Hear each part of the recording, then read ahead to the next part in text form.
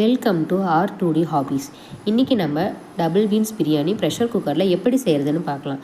இது செய்கிறது ரொம்ப ஈஸி, அதுவும் இல்லாமல் ரொம்ப டேஸ்ட்டாகவும் இருக்கும். இப்போது பிரியாணி பண்ணுறதுக்கு 2 டேபிள் ஸ்பூன் எண்ணெய் எடுத்துக்கிறேன். எண்ணெய் நல்லா சூடானதுக்கப்புறம் 2 பெரிய வெங்காயம் எடுத்துக்கிறேன். தேவையான அளவு உப்பு சேர்த்துக்கலாம். இது பொன்னிறம் ஆகிற வரைக்கும் வணக்கிக்கோங்க. இப்போது இதில் பிரியாணிக்கு தேவையான க்ரீன் மசாலா ரெடி பண்ணிக்கலாம். மிக்ஸி ஜாரில் 7 பூண்டு, சின்ன துண்டு இஞ்சி, 1 பட்டை, 3 லவங்கம், 1 ஏலக்காய், காரத்துக்கு ஏற்ப பச்சை மிளகாய், 1 கைப்பிடி புதினா, கொத்தமல்லி சேர்த்து அரைச்சி வச்சுக்கலாம். இப்போது வெங்காயம் நல்லா வதங்கி பொன்னிறம் ஆனதும் அரைச்ச க்ரீன் பேஸ்ட் மிக்ஸ் பண்ணிவிட்டு இதோட பச்சை வாசனை போகிற வரைக்கும் நல்லா வணக்கிக்கோங்க. பச்சை வாசனை போனதும் அரைச்ச 2 தக்காளி சேர்த்து அடிப்பிடிக்காமல் வணக்கி இந்த மாதிரி எண்ணெய் பிரிஞ்சு வந்ததுக்கப்புறமா வெஜிடபிள்ஸ் அண்டு டபுள் பீன்ஸை ஆட் பண்ணிக்கோங்க. நான் carrot, beans, green peas, soya beans எடுத்துக்கிட்டேன். நீங்கள் உங்களுக்கு பிடிச்ச வெஜிடபிள்ஸை எடுத்துக்கலாம்.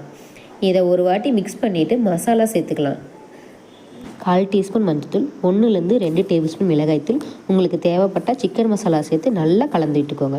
நல்லா கோட் ஆகிற மாதிரி மிக்ஸ் பண்ணிவிட்டு 5-7 நிமிஷம் வேக வச்சுக்கோங்க. இப்போ வெஜிடபிள்ஸ் பாதி வெந்துருச்சு.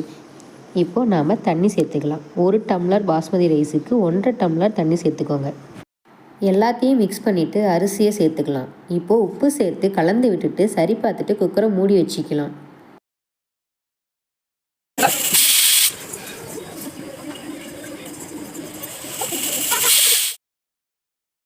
மீடியம் ஃப்ளேமில் 2 விசில் விட்டுட்டு ஸ்டவ் ஆஃப் பண்ணிவிட்டு 15 நிமிஷம் அப்படியே விட்டுக்கோங்க. அப்புறம் ஓப்பன் பண்ணுங்கள். சூப்பராக டபுள் பீன்ஸ் அரிசி நல்லா வெந்து ரெடி ஆகிடுச்சு. இந்த ரெசிபி வீட்டில் கண்டிப்பாக ட்ரை பண்ணி பாருங்கள். இந்த வீடியோ உங்களுக்கு பிடிச்சிருந்து லைக் பண்ணி சப்ஸ்கிரைப் பண்ணுங்கள். தேங்க்யூ.